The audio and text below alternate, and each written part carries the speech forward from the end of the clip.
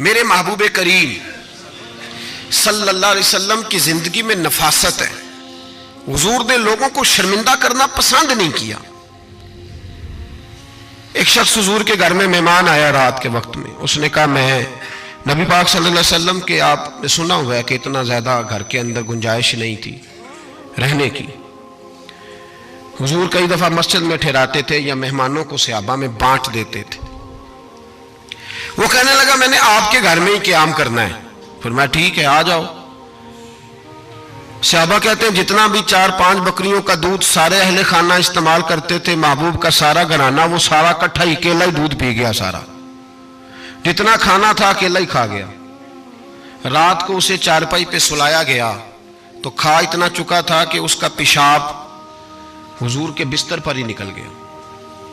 وہ جب آلودہ ہوا تو شرمندہ ہوا، اٹھ کے بھاگ گیا. کسی نے دیکھ لیا تو کیا بنے گا. کہتا ہے میں جب کنویں پہ گیا، جا کے میں نے غسل کیا، کپڑے دھوئے تو خیال آیا میری تو سونے کی انگوٹھی رہ گئی ہے وہاں.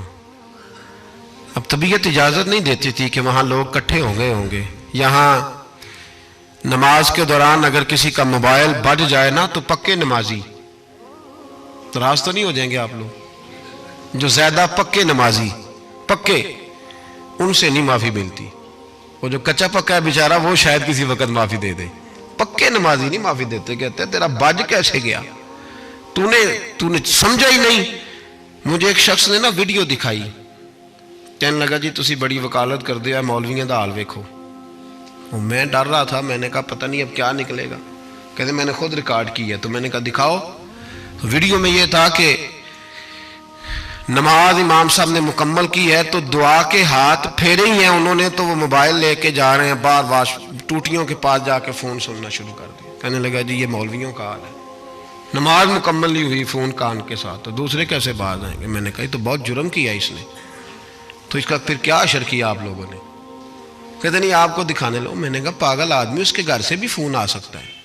کہنے لگا نہیں گھر تو مسجد میں ہی ہے، وہاں سے کیسے فون آئے گا. تو میں نے کہا اصل میں تجھے پتہ نہیں، ہو سکتا ہے اس کی بہن نے فون کیا ہو کہ خامن نے 2 تھپڑ مار کے باہر نکال دی ہے.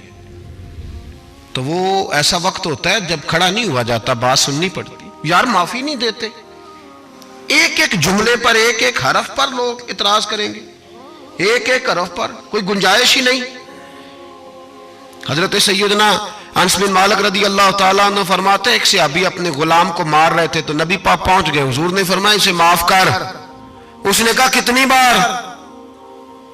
ایک جملہ نبی پاک نے کہا تو حضرت انس کہتے ہیں میرے وجود کے رونگٹے کھڑے ہو گئے.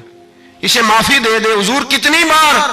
تو میرے نبی پاک نے فرمایا جتنی بار اللہ تجھے معافی دیتا ہے دے نا اتنی بار. وہ اگر تجھے بات بات پہ پکڑے تو تیرا کیا اثر کرے، سوچنا. اور رب زیادہ قادر ہے تجھ پر. ہم شرمندہ کرتے ہیں لوگوں چھوٹی چھوٹی باتوں پر، چھوٹی چھوٹی باتوں پر ہم احساس نہیں کرتے. احساس کی دولت حسن ہے زندگی میں.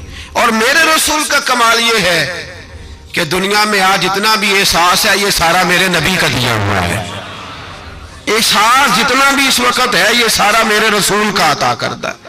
اب میرے اعلیٰ حضرت فرماتے ہیں لوگ دنیا میں گزرتے ہیں نا، لوگ گزرتے ہیں تو وہ جدھر جدھر سے گزرتے ہیں نا وہ بستیاں اجاڑتے جاتے. بادشاہ عرب کے بستیاں اجاڑتے تھے.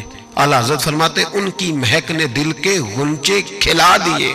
وہ جو جس راہ چل دیے ہیں کوچے بسا دیے ہیں، بس جب آ گئی ہیں جوش رحمت پہ ان کی نظریں جلتے بجھا دیے ہیں، روتے ہنسا دیے. یہ کمال تھا میرے رسول پاک صلی اللہ علیہ. وہ شخص کہتا ہے میں انگوٹھی سونے کی رہ گئی تو دل میں خیال یہ تھا کہ واپس جاؤں گا تو وہاں تو حالات ہی بڑے گڑبڑ ہوں گے، لوگ اکٹھے ہوں گے، شرمندگی ہوگی، میں پیشاب کر رہا ہوں بستر پہ، حال بڑا سخت ہوگا، اتنے لوگوں کا سامنا کیسے کروں گا. لیکن مجبوری تھی، انگوٹھی سونے کی تھی، بڑی قیمتی تھی. کہتے ہیں اس انگوٹھی کی مجبوری نے مجھے شرمندگی کا سامنا کرنے پہ مجبور کیا. اور جب میں آ کے حضور کے کمرے کے باہر کھڑا ہوا تو وہاں تو کوئی بھی نہیں تھا. اللہ کے رسول نے بالٹی میں پانی رکھا ہوا تھا اور میرے پیشاب پر پانی بہا رہے تھے. خود رسول پاک فرماتے ہیں حضور پانی بہا رہے تھے اور جب میری طرف دیکھا تو محبوب نے مسکرا کے فرمایا غسل کر لیا آپ نے؟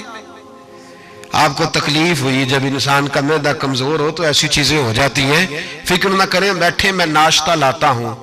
کہتے ہیں حضور کے جملے تھے کہ طوفان تھا، وہ حضور کی گفتگو تھی کہ میرے اندر کی ہر چیز بجھاتی جا رہی تھی۔ تیری پہلی نظر کا وار توبہ، دل اب تک دعائیں دے رہا ہے۔ فرماتے ہیں وہ جملے تھے کہ سکتہ کر گئے، تزکیہ کر گئے، تصفیہ باطن کر گئے۔ محبوب یہ کہہ کہ گزرنے لگے تو میں نے بازو تھام لیا، میں نے کہا محبوبہ میں زیادہ پڑھا لکھا تو نہیں، سیانا تو نہیں، زیادہ کھانے والا موٹا تازہ آدمی ہوں، حضور میں کوئی انالیسز نہیں کر سکتا، تجزیہ نگار نہیں، باریک نہیں، پر میرا موٹا دماغ بھی مان گیا ہے کہ آپ واقعی اللہ کے سچے رسول ہیں۔ میرا موٹا دماغ بھی مان گیا ہے کہ آپ واقعی اللہ کے۔ وہ گھر گیا اور قبیلے کے ایک بندے کے پاس گیا۔ حضرت انس بن مالک کہتے ہیں جب واپس آیا تو 500 آدمی ساتھ تھا۔ کہنے لگا سونیا میں اکیلا نہیں آیا، ساری برادری سارا قبیلہ لایا ہوں اور سب کو میں نے بتایا ہے کہ دنیا میں جسے میں دیکھ کے آیا ہوں ایسا تم نے کبھی نہیں دیکھا ہوگا، جس کی میں زیارت کر کے آیا ہوں ایسا نہیں تم نے دیکھا ہوگا۔ تو محبوبہ ہم سارے آئے ہیں، پڑھائے کلمہ، ہم بھی آپ کے غلام بننا چاہتے ہیں۔ ہم شرمندہ کر کے بڑے راضی ہوتے ہیں، بڑے راضی، لوگ معافیاں مانگ رہے ہیں، منتیں کر رہے ہیں، جناب غلطی ہو گیا تو ہوئی کیوں؟ میں تو ایسا ہوں، میں نے تو کبھی نہیں کی، میری مثال دیکھ لو، میں تو، لوگ فوراً دلائل دیں گے۔ او بھائی کسی کو شرمندہ کر کے تجھے کیا ملے گا؟ کسی شخص کو تھوڑی دیر کے لیے جھکا کے تیرے نفس کی کون سی تسکین ہے جو حاصل ہوتی، تیرے وجود کے اندر کون سی؟ اور ناراض نہ ہونا، یہ ہر طبقے کا معاملہ ہے، جتنا کوئی اس کے نیچے ایک آدمی ہے یا 2 آدمی ہے، وہ روب ڈال کے خوش ہوتا ہے، وہ اس کو پریشان کر کے نیچا دکھا کے راضی ہوتا ہے۔ میرے رسول دنیا میں لوگوں کو نیچا دکھانے نہیں آئے، عزتیں عطا کرنے آئے، حضور بلندیاں دینے آئے، نبی پاک نے وقار دیا۔ میں کبھی کبھی پریشان ہو جاتا ہوں جب لوگ آ کے کہتے ہیں نا بچی کی شادی ہے، تعاون کریں کرائیں، تو ایک سوال ذہن میں آتا ہے کہ کس پہلو سے تعاون کریں؟ بچی کی شادی پہ کھانا پکانا فرض ہے؟ بولیں تو صحیح نہیں سنا کبھی؟ جہیز دینا، کس چیز کا تعاون کریں بتائیں؟ کرنا چاہیے۔ میں اپنی بساط بھر دوستوں کی توجہ دلاتا ہوں کہ یار یہ ضروری ہے، اس کے ساتھ تعاون کریں، لیکن سوال میرا یہ ہے کہ اس میں فرض کون سی شے ہے؟ وری دینا فرض ہے، زیور ڈالنا، کس بات کی تعاون، کس بات کا کرائیں؟ اگر کوئی ہم سے اس کا شرعی تقاضا پوچھے تو کیا جواب دیں اس کو؟ میرے پاس کوئی استفتاء لے کے آتا ہے تو میں کیا جواب دوں گا؟ اس میں کون سی شے ضروری ہے؟